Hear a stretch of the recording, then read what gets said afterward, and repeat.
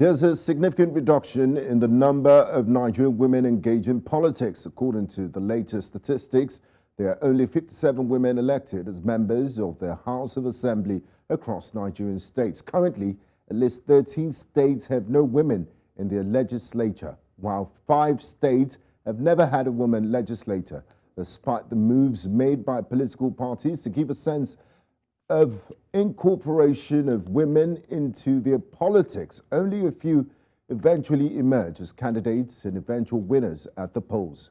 There are currently only 20 women in Nigeria's National Assembly, with just 3 in the Senate. The discourse today on Politics HQ focuses on women's representation in Nigerian politics and its impact on leadership, performance, and progress. And joining me for this discussion is Mary Ikoku, founder and president, Emerge Women Development Initiative, a member of the APC. She joins us live from Abuja, and also Mercy Abang, managing director at Hostwriter, joins us live from Berlin, Germany. One welcome to you both, and thanks for joining me on Politics HQ. Thank you for having me. I'd like to start with you, Mercy. Now, looking at the 2023 general elections and the lack of representative thereof of women in elected positions, how would you describe the progress in terms of women representation in Nigeria's state houses of assembly? Thank you so much. I'm happy to be here. I think that, a breakdown of let's go back to a breakdown of the voters register. Mm-hmm. If you look at that document for 2023 general elections, it shows you the numbers. And like they say, men and women lie, but numbers don't. If we have 52% of men active voters and 47.5%, according to the Independent National Electoral Commission, women, it shows you that we are almost at par at the 50-50 percentage level, given the men and women. And then you now start, you become concerned, and for me, wondering if a large chunk of our women are interested and are involved in participatory democracy of ours, why then have we decided to structure the system in a way that alienates them? And you can almost link that process to the level of our development, to the level of our institutional structures in the country. If we have a 47.5% of women that are voting, what it says to me is that a chunk of that, if not all of that, should also have that representation, not just at the National Assembly, at the executive level, at the local level, at the subnational level, at the national level in the country. But clearly, like you rightly pointed out in your introduction, you already have the answer. And the worst part of the scenario is that it's getting worse. When you look at the data from 1999 to date, the number of representatives at the National Assembly, for instance, is dropping, and is dropping radically. Now, Mercy, the big question here is, what is responsible for this? Can you shed some light on the factors that have contributed to the low number of elected women compared to the total number of female candidates in general, and what is responsible for this drop? Because like you highlighted clearly, it's not like women are not interested in politics at all. A huge number of them come out to vote and they campaign. So why are they not getting elected? It's a structural problem. It's a problem where the political parties have accepted that, this is a conversation that if you start having, you're a non-starter in it. And for women, they've decided to say if the only slot that these constituents should have is women leader, which each time I hear that position, I always laugh about it because it's a joke, really. What does women leadership mean? It's tokenistic. What is it? It's tokenistic. Of course it is. Of course it is. So the political parties, and I say this with all sense of responsibility for the major parties in the country. At the moment, we have the APC, we have the PDP, we have Labour Party. Let's look at what they went out to do during the elections, how they were intentional in the process. Because sometimes when this conversation comes up, there's this argument to say, oh, when you're in a competitive stage. I don't think that is completely true. Because when we have to make that argument, then we have to now come back to argument about representation. When people talk about representation, you know, we argue for diversity. We are also saying that all of the arguments for representation and for diversity must have inclusion in it. If people are not included in the process, then, you know, there's no point to have that conversation, even at the national level. So I think that it's a structural problem by our state, by our system, by the structures of the various political parties. They are all in it together, and we cannot continue that way. Now, Mercy, talking about representation, the representation of women in state houses of assembly stands at an abysmal 5.7% in all the state houses of assembly in this country. What are the potential consequences of such a low level of women's representation for democratic development in Nigeria? The consequences are enormous. I'll probably start with a few. So, for instance, we all understand the job description of an average lawmaker, right? Is to be able to go through bills, to push for legislation across the state, across the country. So let's say there is a bill before lawmakers on maternal health. We are saying that we've handed over that decision to men. And with all respect to men, right? I'm not saying that they lack the capacity to make laws on my behalf, but I am saying that they do not understand as much as they ought to, or as much as a woman would have in making these laws. As a woman, if you ask me the surgeon I'll probably opt for a woman, or, you know, a gynecologist who is a woman, because she probably knows my problem much more, in a more in-depth way than a man wouldn't. Why am I making citing this case study? I'm citing the case study for obvious reasons. As long as we do not have women represented, or to a large extent, at least equally, you know, at the National Assembly level, at the state assembly level, it means that the consent, our development indices will continue to drop. It means that we'll move from SDGs to MDGs. It means that even meeting some of our goals at the primary health care level is going to continue to drop, because the lens with which a woman understands the plight of maternal health for women is completely different from the lens of the way a man would probably see it. And that is not, again, that is clearly for obvious reasons. The woman is the one who has probably gone through that process, who understands that process, who is able to look at laws and cross I's and dot T's in a way that says, how can we make this law beneficial to the woman at the primary health care level?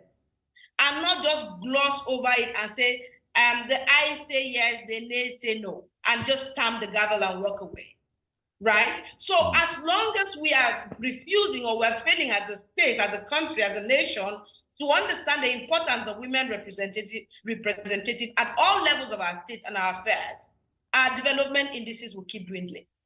So there's serious consequences for the lack of representation of women. Absolutely. Thank you very much, Mercy. I'd like to bring in our second distinguished guest into the conversation, Mary Ikoku. She joins us live from Abuja. Now, Mary, we've been having this discussion about the abysmal state of women representation in Nigerian politics. Now, some damning statistics here.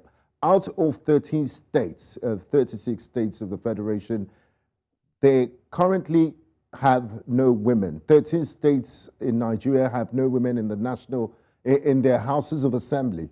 What do you think are some of the underlying reasons that have led to this absence of female representation? Mercy did talk about a structural problem, but beyond that.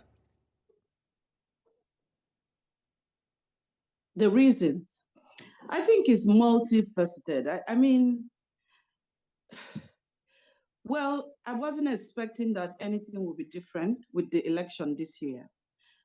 for obvious reasons. We've had these historical imbalances that a lot of women of Nigeria and the he for she's have been trying to address.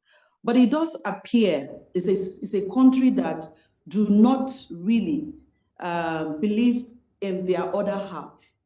So here is a country with a population that is made up of women and men, but they are comfortably running along as just without the women. So it's a cultural thing. There are certain traditional attitudes that have continued to impede on the progress of women's political participation in Nigeria. In my state, actually, Abia State is one of those.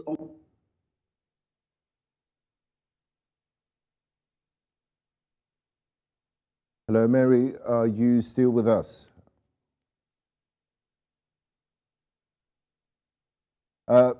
Mary, I think you muted your device in error, so you could check that, please.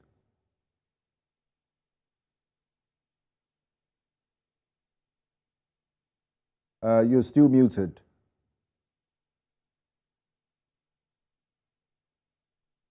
Okay, we'll try and sort out that technical problem and get back to you shortly, Mary. Now, Mercy, in the context of global trends, how does Nigeria's current situation regarding women's political participation compare to other countries, and what are the main challenges?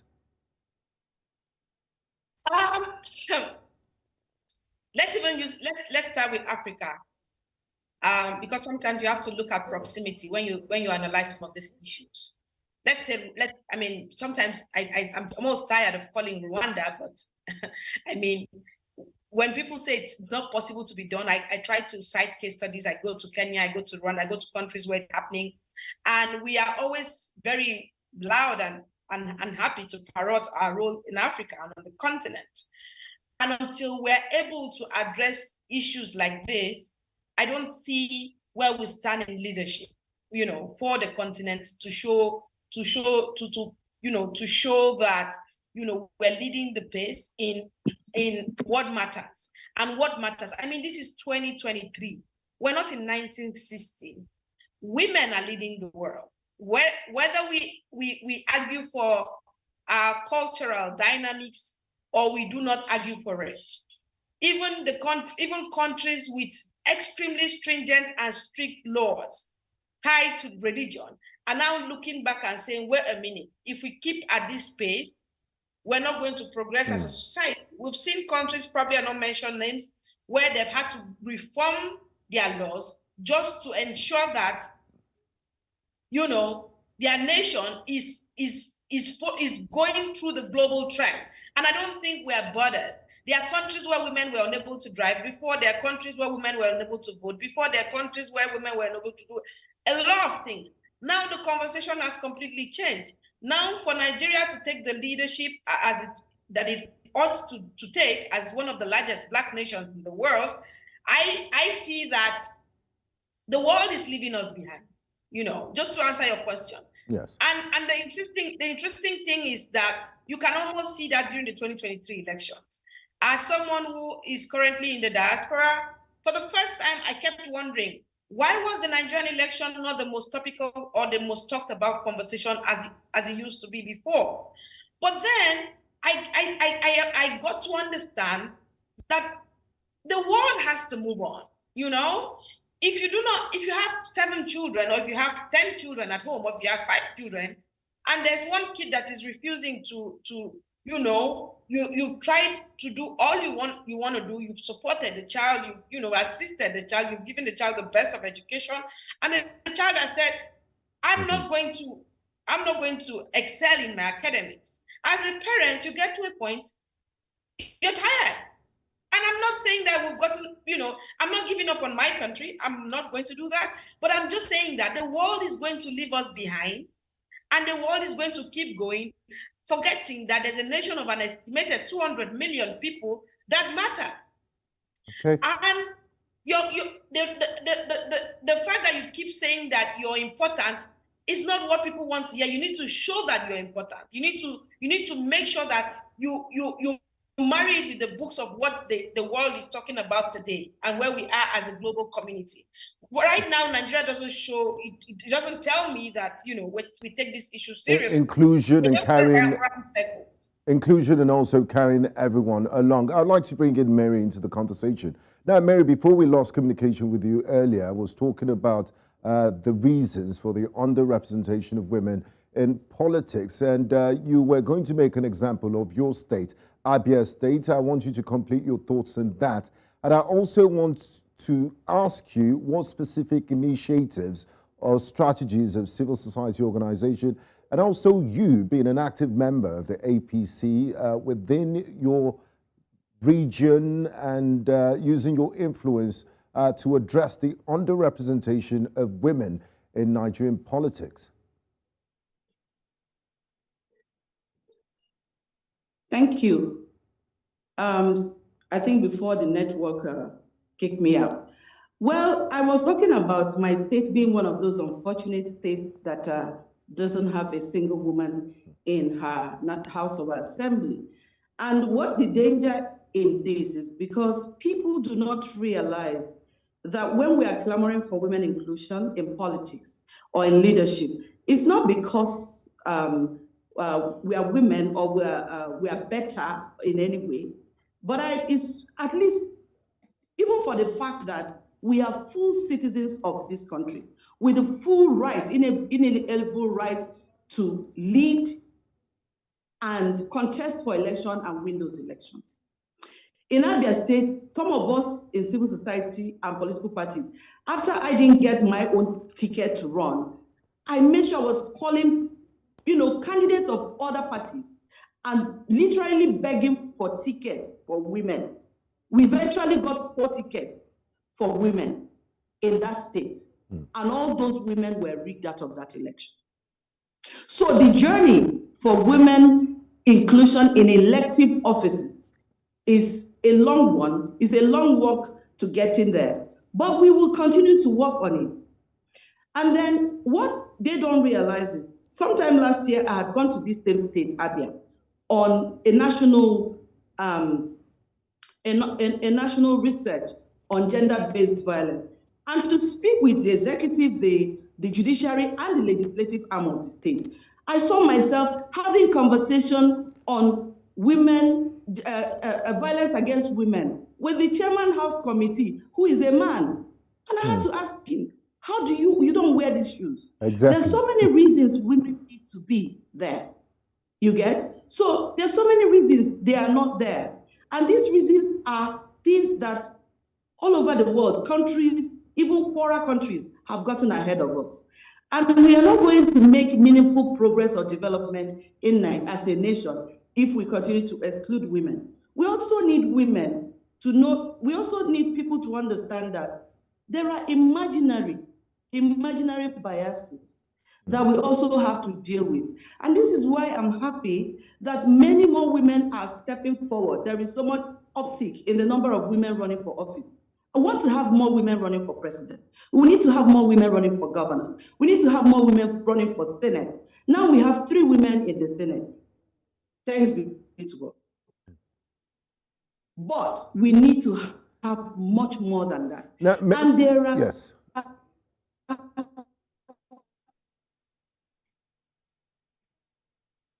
We seem to have some technical issues with Mary's connection. I'd like to bring Mercy back into the conversation. Now, Mercy, you did talk about the progress of women since in the last 100 years. There was a time where women didn't have a franchise, they couldn't vote, and societies have continued to move. You also talked about societies that never allowed women to drive, and the world is moving on. They are now driving. Now, to what extent do you think cultural and societal norms contribute to the barriers faced by women in Nigerian politics, and what measures can be taken to overcome these obstacles? Because we're in 2023 right now as we speak. Hi, Gbenga, can you hear me? Yes, loud and clear. I think that one thing I have come around to understand is that change is not instant, it's always a process. And people, we need to continue to advocate. What you're doing is great, talking about this, and we need to keep appealing. But I just feel a bit disappointed sometimes when you keep repeating the same thing for many years. And this is a problem with Nigeria. The Nigerian problem is always repeated for years, and it keeps going on and going on, and it feels like nothing is happening. So if since 1999 to date, we had more increased representation of women at the National Assembly, for instance, and it has dropped, what does that say to you? Even your urgency to continue in advocacy around this sector, it dies, it dwindles, because you're like, what am I doing? Is it getting better? No. Exactly, you begin to lose hope. Exactly, that's the point, right? And there's something I'll probably just cast your mind to. Whenever you see the president either traveling out or coming in or in his major entourage, I always look at that image and I'm like, where is the woman here? Who are the women here? Even if there's something they call pitch, right? In business school, they taught me pitch a lot. Even if it is for the purpose of that alone, and I wonder, why don't these people see it? Why is nobody seeing this? When you're moving with that entourage, and I can count 16 to 24, all the people following you are men. It's signaling. It's not just pitching again, now you're signaling. You're signaling to the entire sector of the economy that it is only men that have the capacity, that it's only men that have the character, that it is only men that have the competence, which is completely faulty. So as the president, you're moving with your delegation, moving from country to country, moving in country, moving to local communities, and your entire entourage. I am literally counting them in all the photos that they're releasing, and it's all men. What does the signal say to me? So for me, it's the very little things that shows that, a system understands and appreciates and acknowledges and is saying, never again are we going to sit in a society where we relegate women to the back door. Never again are we going to allow that kind of society. So I am always looking at images that the president is releasing, and I'm like, okay, I just at the top of my head count what are the number of women here, and I'm struggling to see anyone, right? So how do you expect the local businessman who is somewhere in Boki, my local government in Cross River State, running a business and is employing all men, to look at the president's entourage and think that, women should be in his company? It is so sometimes when we talk about advocacy, it's not just I have to come on TV to talk about it, or the lady who was here, Miss Ikoku, to talk about it through her work, or civil society and the media. It is the body language of the political elite. It's body language, actions and results. Exactly. Yes. And what they are showing us, and what they are doing, is to say that, these constituents don't matter. You're just here for women leader, first lady, all those really ridiculous positions that are not just condescending, but they are insulting to women who are now leading in major sectors. Thank you, Mercy. Let me bring in Mary into the conversation. Mary, you wear two hats. You run an NGO, the Emerge Women Development Initiative, and you're also an active member of the ruling political party, the APC. You've contested for political office. So with this background and from your experience, taking into account political parties and electoral systems in Nigeria, somebody that has gone through the system, what reforms do you believe are necessary to create an environment that encourages and supports women participation in politics?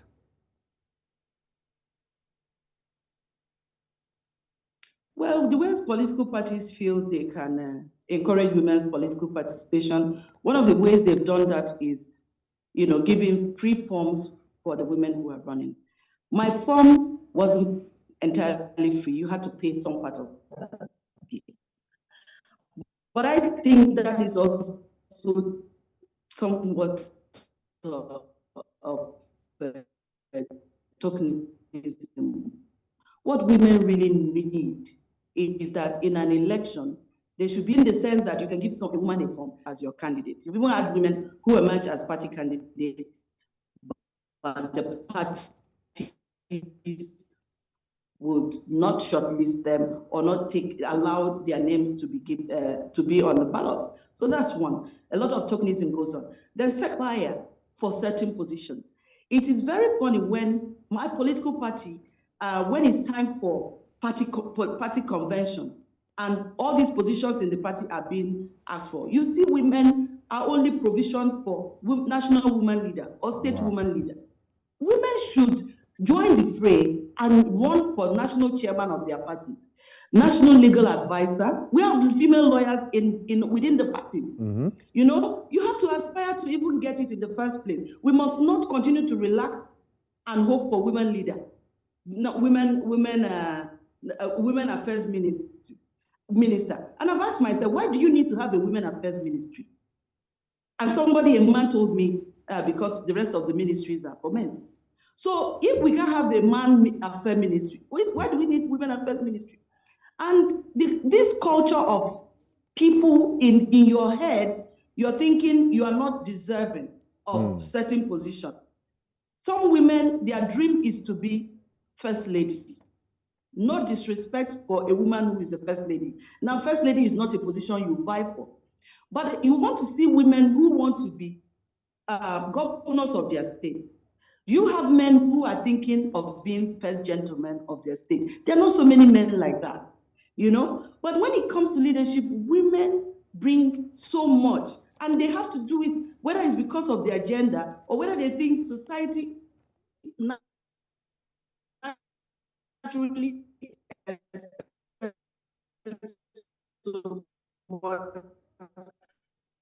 from women. But sometimes when we're in advocacy, we shout with all these meetings why women are on the table. Against women, you find out that if men are working to get women out of the need to turn their number to election-winning resources.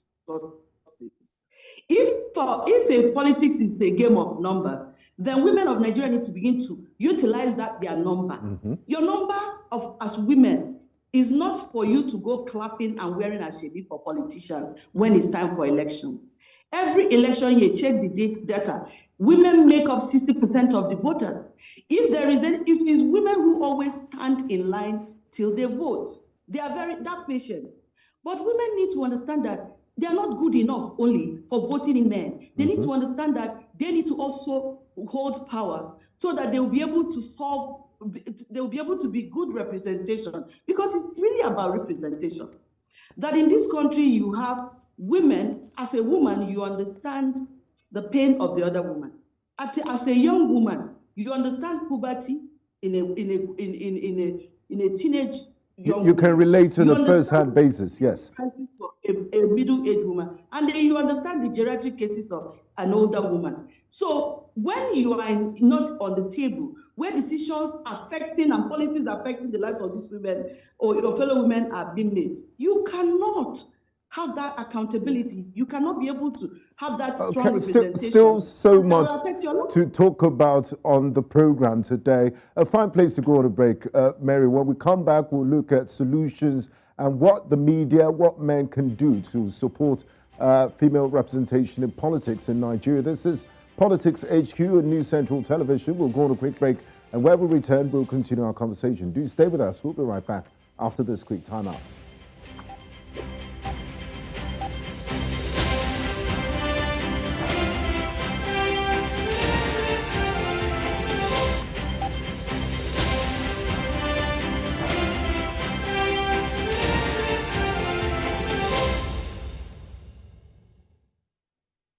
Welcome back to Politics HQ and News Central Television, and we've been discussing the abysmal representation, the low number of representation of women in elective offices in Nigerian politics. And joining me tonight in the program, I have Mary Ikoku, founder and president of Emerge Women Development Initiatives. She's also a member of the All Progressives Congress, joins us live from Abuja, Nigeria.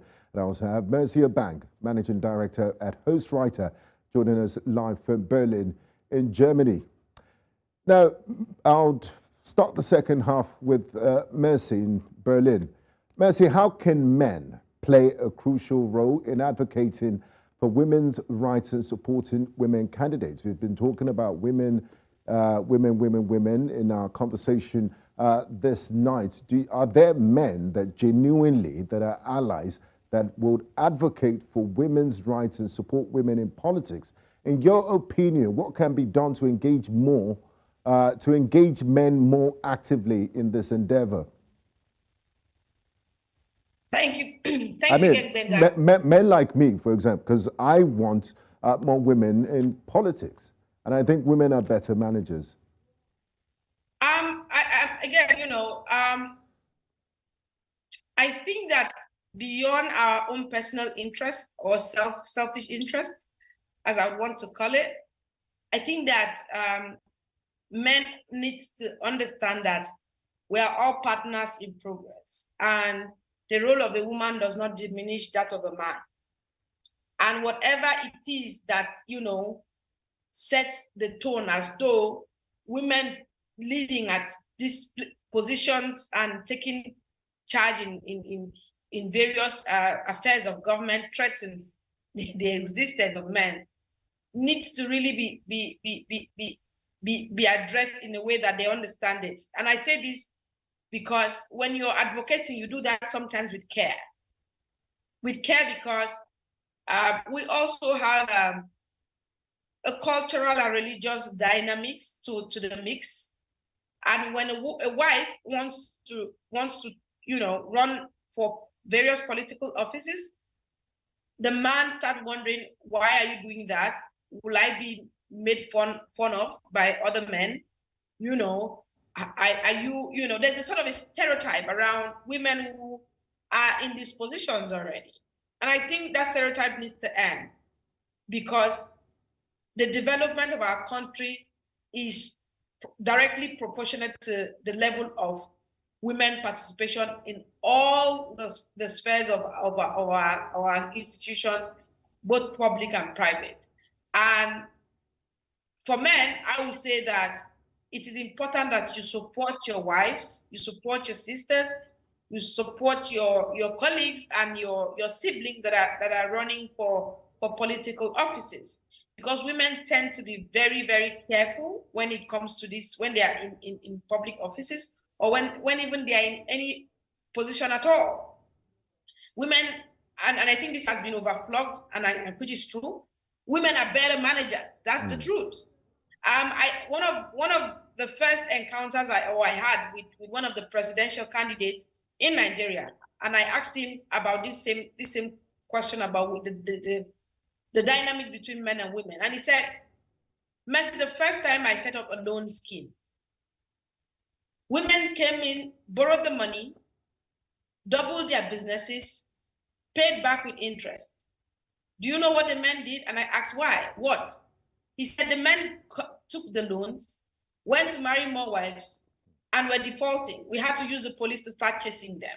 And this is not to say, this example I'm citing is not to say there's one gender that is greater than the other. Yes. It's the fact that there's one gender whose life is at stake. That's what I'm trying to say. So a woman understands that if I have 5 children, it doesn't matter the dynamics that I run into. The burden first comes to you.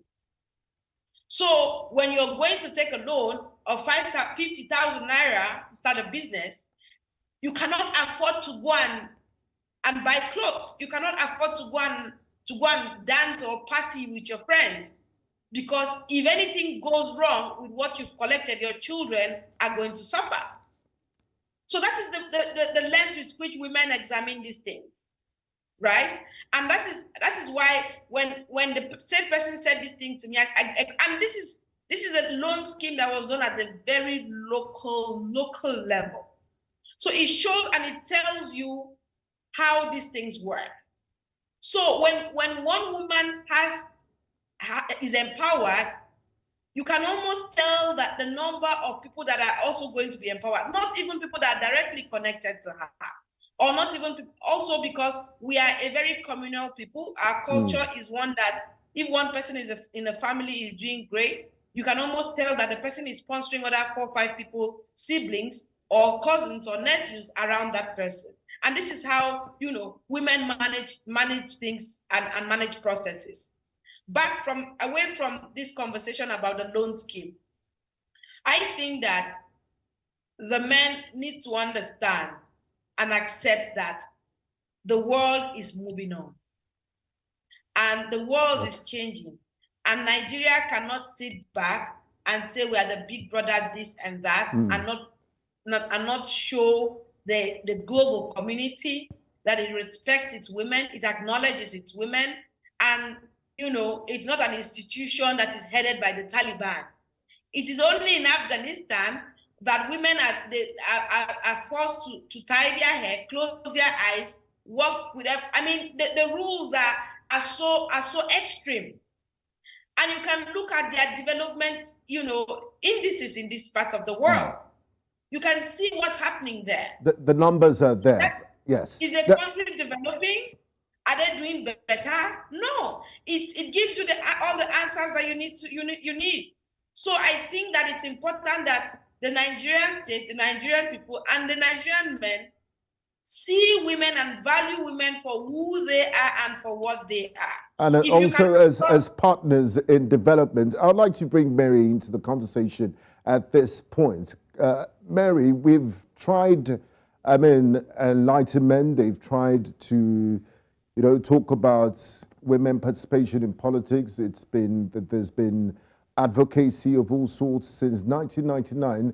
But like Mercy said, we seem to be regressing. If you look at the numbers, we're regressing. It's just only 3 women in the Senate as we speak. So is it time for an affirmative action policies that would implement, that will be implemented to enhance women's representation in state houses of assembly and other levels of government?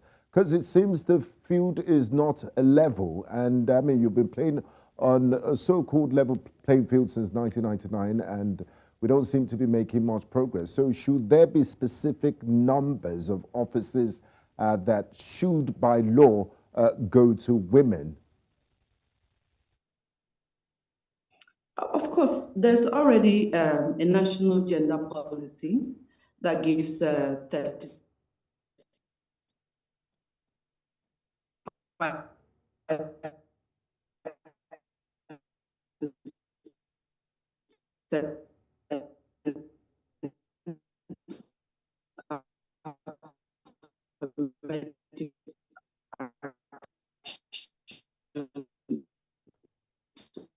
Hello, sorry, Mary, we're having serious technical difficulties with your...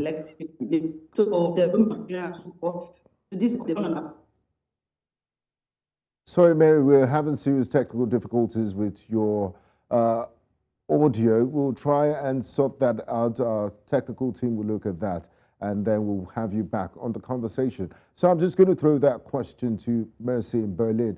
Now, Mercy, would you support affirmative action for women in politics? Because it seems the level playing field is not working. Affirmative action, we've gone beyond affirmative. What is affirmative action? We've gone beyond that conversation. I'm sorry, but it's what I think. We've gone beyond affirmative action. We've gone beyond that. We are now in a place, or at the time, where these taglines, these buzzwords no longer count. And it no longer counts because when you look at those who are voting side by side, these numbers, you can see that the numbers no longer count. So for me, I have completely moved beyond that conversation because it doesn't marry the realities on ground. So I am not even going to say, or appeal for an affirmative action. Rather, I'm going to say that women do deserve the same positions, if not more, as much as the men do. And that's the conversation we should be having now. and not necessarily affirmative action. Because when we keep saying affirmative action, why are you in disagreement of affirmative action? I am in disagreement because affirmative action is what has led us to where we are now. And when you are trying to diagnose a problem, if you're a doctor or if you're a researcher, and you're using the same approach and the same formula over time, and it's not showing result, why are you going back to it? Why would you go back to it? So affirmative action does not lead us anywhere. It has not led us anywhere. And we've seen that. Rather, it's it's now become a buzzword for people around advocacy, for politicians to keep using. We're going to make affirmative whatever in our cabinet and in our government, and I'm sorry, I call that bullshit, really. I don't want to sit down here and advocate for affirmative action. I want to say for a fact that women are partners for the development of our country and should be seen as such, and should not be looked at as one part of this. Who are these? Sometimes it feels like when women are in certain spaces, people are always wondering, who is she? Where is she coming from? Who's her, whatever. And I don't want to have that conversation, because again, affirmative action has not shown to have worked. Okay. If we say for a fact that all the political parties must, as a matter of fact, ensure that women take the stage in all the levels of government, they are all going to do it.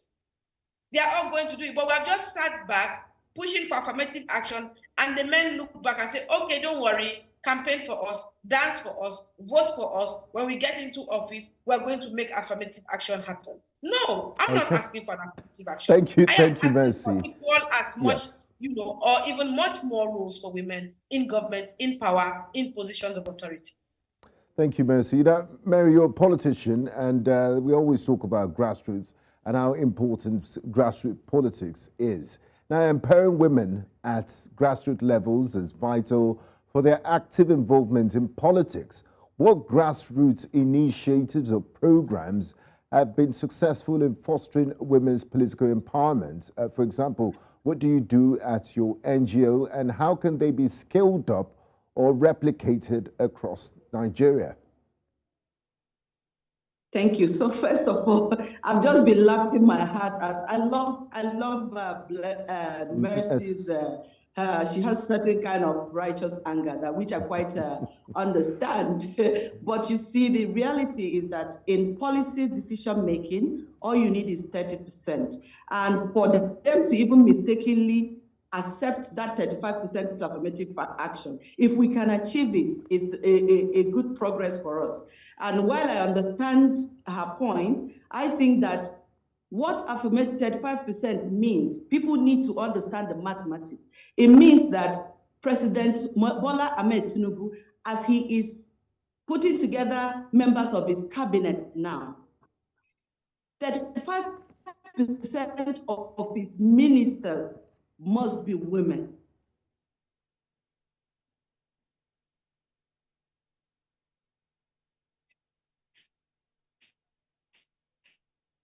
%35 of this country, the first policies of the Federation will be women. This is what the quickest way to close the gap, or to measure up at least now. And then you can see how this is guiding us. President Bola Tinubu, remember, at Eagle Square did say during his inauguration, he said something. He said, I will, my God,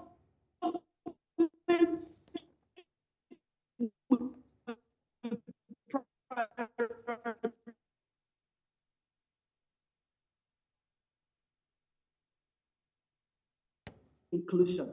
And we're holding him on that. So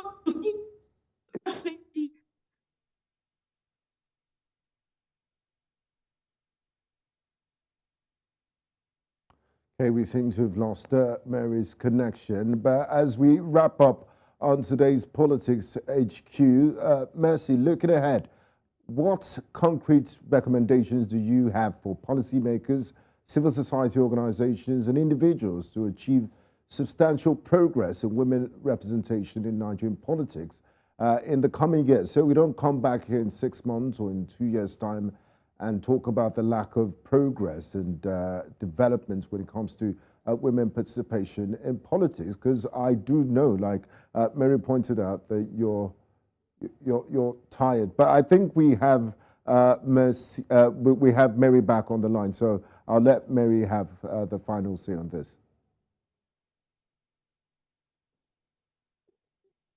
Yes. So, we get all that 35% representation in appointed position. We will make up for at least what we lost in the elected position can never be taken care of until the next election. So the other window we have right now is the appointed positions.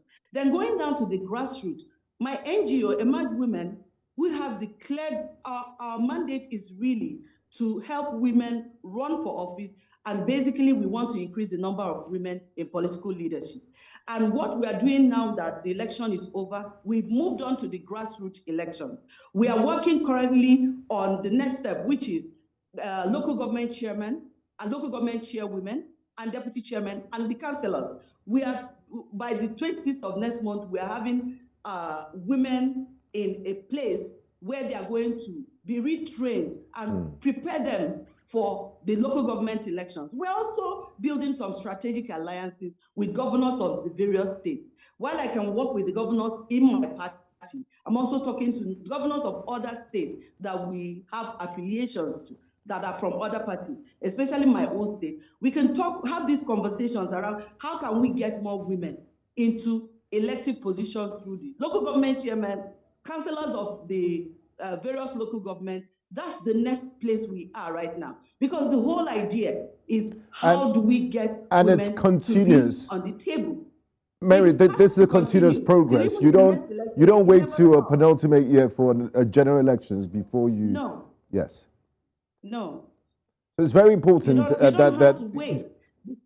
that you're doing this. I'm sorry we've run out of time on this very interesting and important conversation. I'd like to say a big thank you to you, Mary Ikoku, founder and president, Emerge, a Women Development Initiative, and also a member of the ruling All Progressive Congress, joining us live from Abuja, Nigeria, and also Mercy Abang, managing director at Hostwriter, joining us live from Berlin in Germany. It's been an absolute pleasure having you both join me on this very important conversation. I do appreciate your time, your insights, and your contribution. Thank you.